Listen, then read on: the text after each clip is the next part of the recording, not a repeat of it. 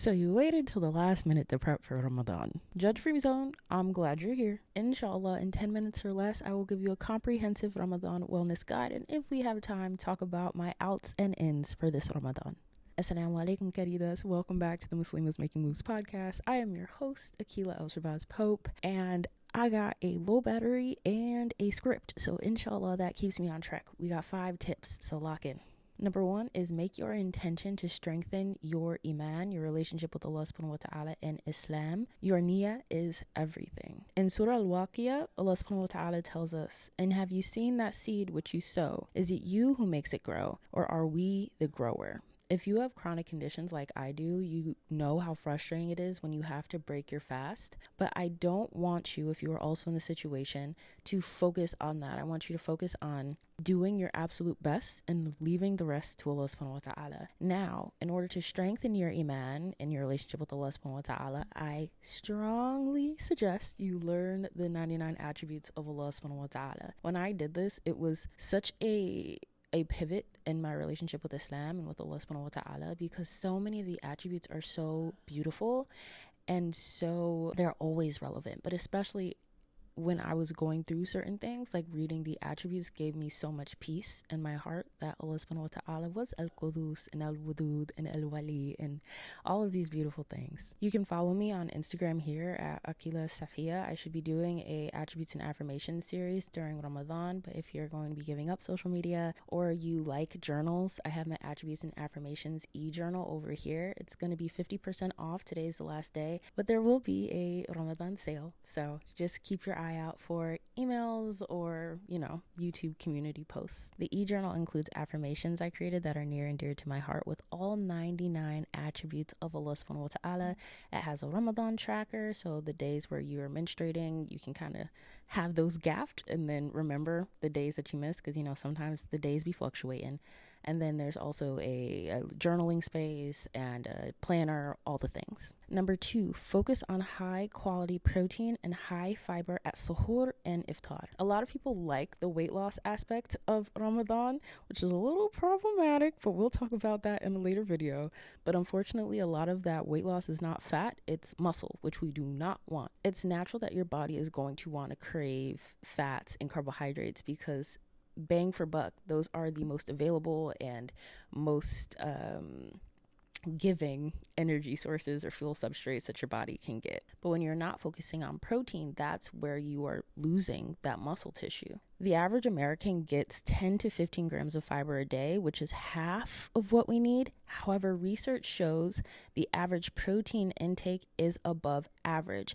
Now, in the beginning, I said high quality protein. That makes the difference. The issue is we don't focus on protein packaging. So what you eating with that protein? Are you eating a burger? Are you eating fried fish on Friday Jummah with some Wonder Bread? It makes a difference there. Are you focusing on high quality zabiha meat? Are you varying your protein sources? Are you eating fatty sources of fish, legumes, lentils, seeds, nuts? That's also very important. Over the next couple days, I want you to track how much kind of fiber and protein you're getting just for a day or two, just to get an idea. And then throughout Ramadan, I want you to gradually increase that, because if you go 0 to 100, you're going to shock your body. You're going to have some gastric distress, and I don't want to be responsible for your family messaging me complaints, if you know what I mean. If you need some help, here's a free ebook with 5 suhoor recipes that has the macro breakdowns and everything.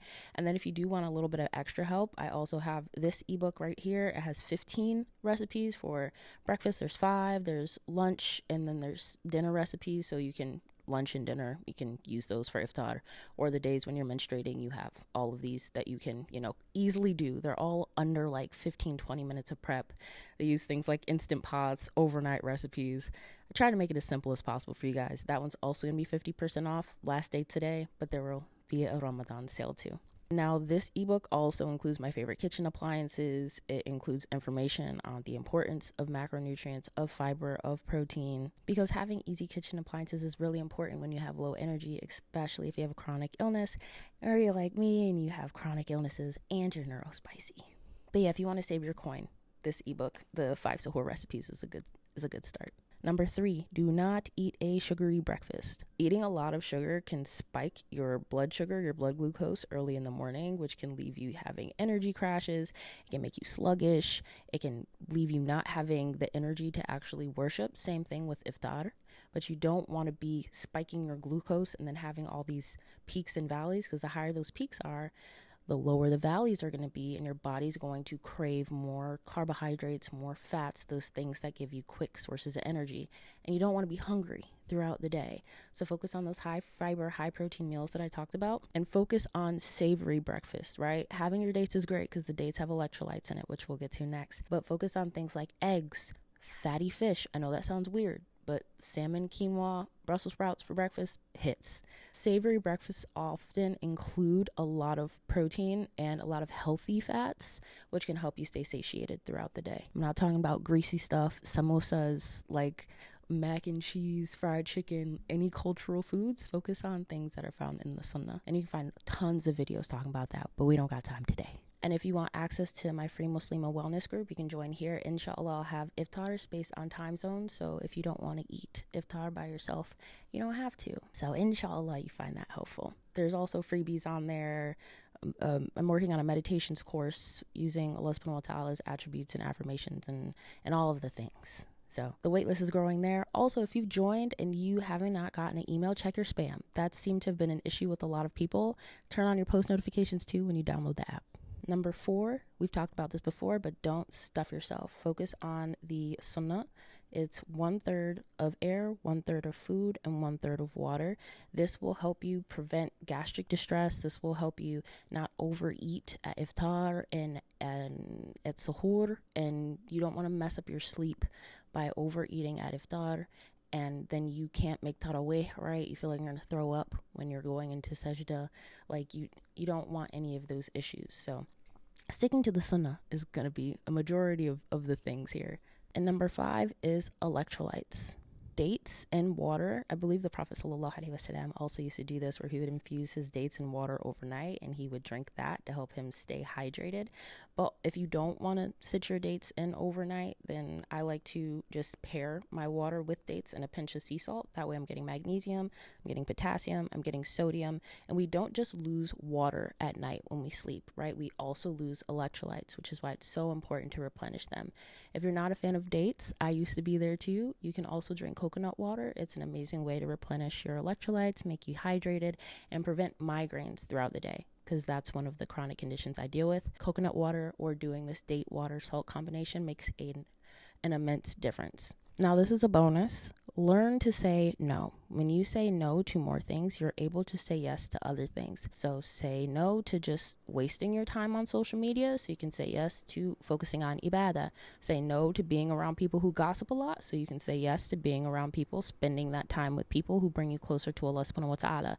I know we all have people that we love that might love chisme, they might love gossip, but just kind of set that boundary during Ramadan so that this is only 30 days. You don't know if you're going to even make it through the 30 days. You don't know if you're going to make it to the next one. Make the most of it. All right. It looks like I'm doing decent on time. And I'm going to do the ins and outs real quick. So my outs are staying up late. At the beginning of the year, we had a crazy construction project that basically uprooted me and my husband from our apartment, and it jacked my whole sleep schedule up, so I wasn't able to do my before 7 barakah routine at all. So my ins for this Ramadan, inshallah, are going to sleep right after tarawih, if I go to tarawih, if not after Isha, so I can wake up feeling bright-eyed and bushy-tailed for morning ibadah. My second out is being alone.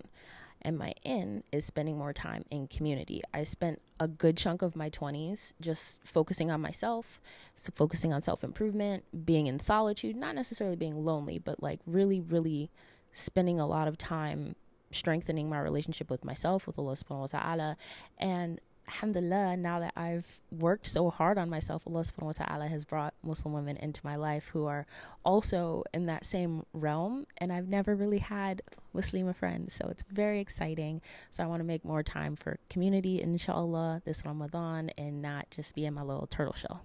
Number 3, the out is focusing on weight loss, and my in is focusing on maintaining health and wellness. Like you guys know from earlier videos, I struggled with disordered eating a lot, so Ramadan has always been there's always been some interesting emotions with approaching Ramadan in regards to my relationship with food. And I would notice sometimes getting a little too excited with the scale going down. So I don't want to focus on that. I just want to focus on movement and feeling good and, you know, treating my body as an amanah from Allah subhanahu wa ta'ala, as I should. If you're also trying to focus on just movement, or, you know, not trying to lose a bunch of weight, which inshallah you shouldn't. This month is not for that. But I do have my Barakah Body Ramadan Wellness Challenge. It was a challenge I did last year. It had live courses and things like that, but I don't have that in there. So this year I'm selling it for $39.99.